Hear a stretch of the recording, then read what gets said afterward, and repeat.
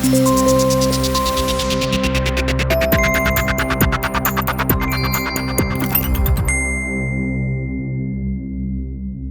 mother whose partner took his own life just days after Christmas has launched a campaign of kindness to protect others over the festive season.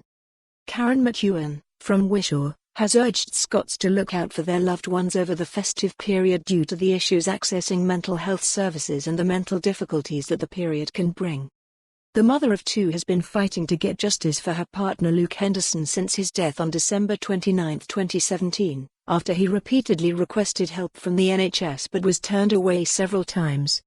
As highlighted by the Herald on Sunday, Ms. McKeown visited 8 medical facilities and spoke to almost a dozen members of staff in the week before her partner's death in a desperate attempt to get help for him. Despite her efforts, doctors told her that her partner was not suicidal, had no apparent mental health difficulties and that he would not be able to receive any medication to help him. Prior to contacting health services, Mr. Henderson had been having delusions and had been awake for days on end, frequently leaving the house and returning hours later, covered in sweat and unable to articulate where he had been or what he was thinking. Medics eventually referred Mr. Henderson to addiction services, where the couple were told to fill in a form and then sent away. He took his own life in the home that he shared with Ms. McKeown and their 2 children just 4 days after Christmas.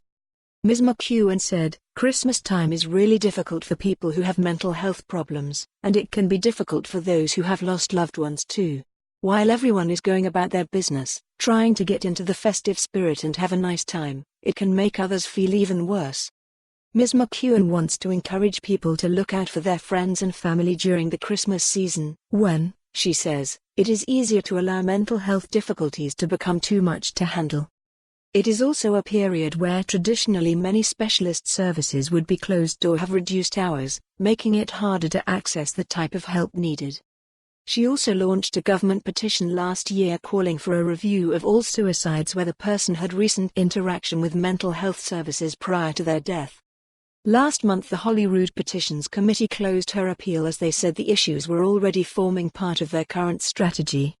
Although disappointed, Ms. McKeown said she was undeterred and will continue fighting for better mental health care in Scotland.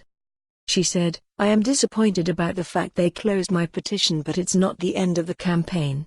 That's why I want to keep reminding people they can talk about their mental health, and Christmas is one of the times I think it will be especially important." Over Christmas. For more on this story, visit the news article link.